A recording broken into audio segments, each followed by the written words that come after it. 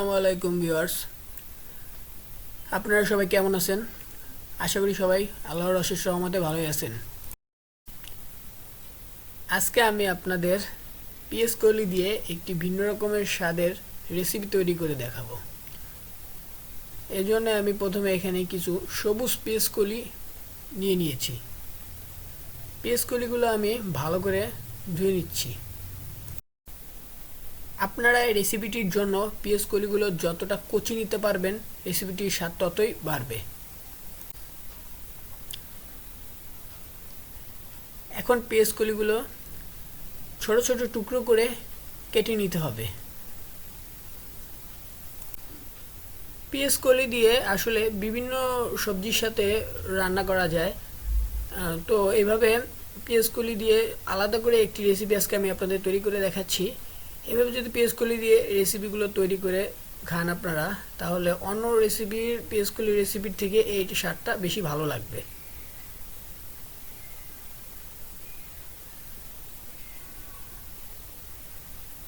পেঁয়াজ কলিগুলো কাটা প্রায় আমার শেষ। এখানে পেঁয়াজ কলিগুলো অনেকটা ছোট করেই নিতে হবে।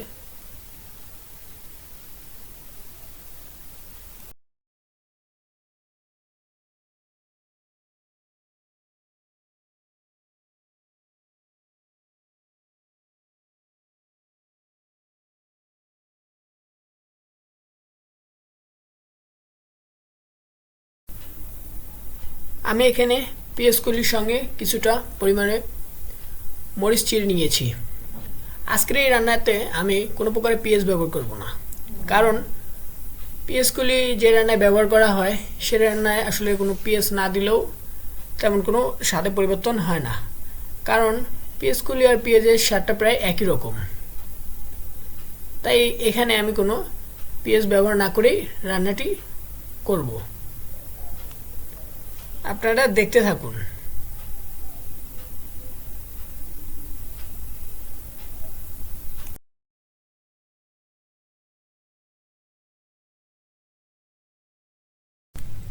প্রথম আমি একটি কড়াইতে সামান্য পরিমাণ তেল দিয়ে তাতে একটি ডিম ছেড়ে দিচ্ছি।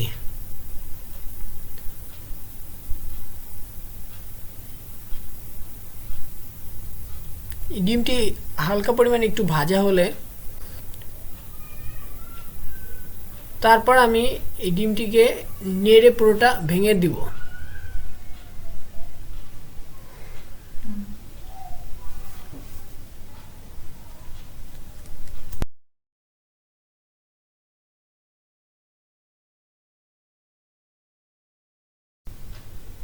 তারপর ডিমটি ভালো করে গুঁড়ো করে তেলের সঙ্গে ভেজে নিব।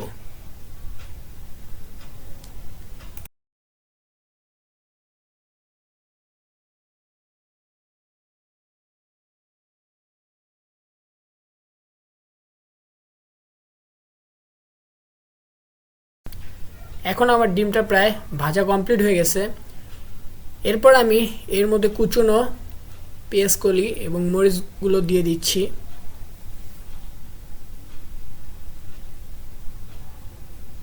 ডিমটা পুরোপুরি ভাজার পরই আপনারা এটি দিয়ে দিবেন।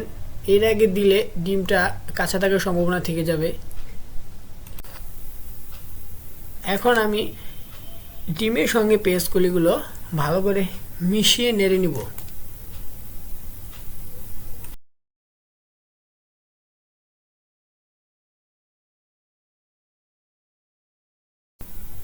দিয়ে দিচ্ছি স্বাদ মতো লবণ।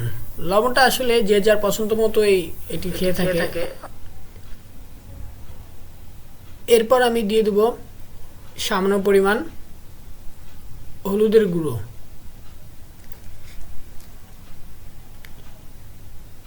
হলুদের গুঁড়োগুলো আমি পুরো পেঁয়াজ কলির সঙ্গে ভালোভাবে মিশিয়ে নেড়ে নিচ্ছি, যাতে সব জায়গায় সমানভাবে ছড়িয়ে পড়ে।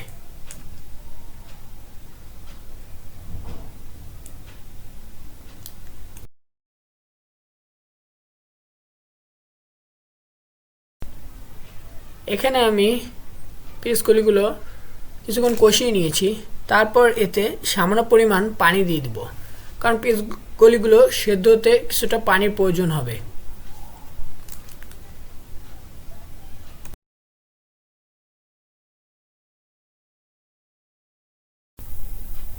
কিছুক্ষণ পর দেখছি পেঁয়াজ কলিগুলো পুরোটাই সিদ্ধ হয়ে গেছে। এখন আমি এগুলো একটু হালকা করে ভেজে নিচ্ছি।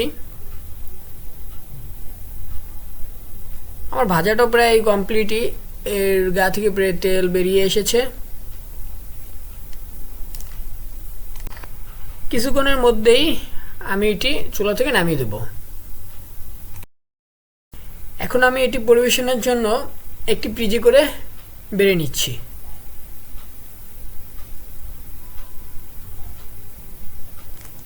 এভাবে পেঁয়াজ কালি দিয়ে ডিম সহকারে এই ভাজিটি করে আপনারা দেখবেন নিমিষে এক থালা ভাত শেষ হয়ে যাবে, আর খেতেও খুব দারুণ লাগবে, আর পরিবারের সবাই খুব পছন্দ করবে, ছোটরাও বেশি পছন্দ করবে এই রেসিপিটি।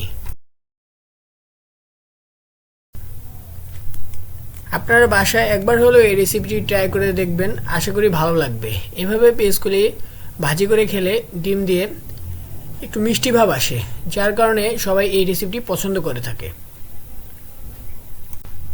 শীতকালই হচ্ছে এই রেসিপিটি তৈরি করার উত্তম সময়, কারণ শীতকালে বাজারে প্রচুর পরিমাণে পেঁয়াজ কলি পাওয়া যায়, আর এই নরম ধরনের পেঁয়াজ কলিগুলো দিয়ে এই রেসিপিটি তৈরি করলে রেসিপিটির স্বাদ দ্বিগুণ বেড়ে যায়। তো আপনারা পেঁয়াজ কলি দিয়ে এই রান্নাটি কে কে করে খেয়েছেন কমেন্ট করে আমাকে জানাবেন। এতক্ষণ ভিডিওটি ধৈর্য সহকারে দেখার জন্য সবাইকে অসংখ্য ধন্যবাদ। আমাদের চ্যানেলটি সাবস্ক্রাইব করে আমাদের সঙ্গেই থাকবেন।